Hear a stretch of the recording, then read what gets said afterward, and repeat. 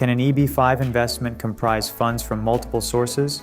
Funds from several sources can be used for an EB-5 investment if the investor can prove that they legally own and legally obtained all the funds.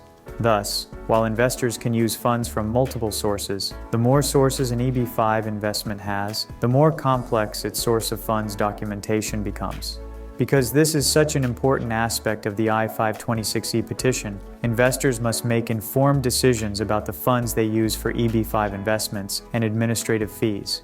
Each source of capital must be traced from the EB-5 investor back to its origin, and the source of funds documentation must demonstrate that all funds were earned and transferred legally.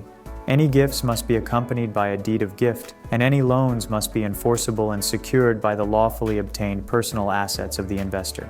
Therefore, if, for example, an investor uses funds from savings, loaned funds, and gifted funds for a single EB-5 investment, the investor must submit source of funds documentation for each source. This is not only cumbersome, but also increases the likelihood of an error or oversight that leads to a request for evidence and delays the I-526E approval process.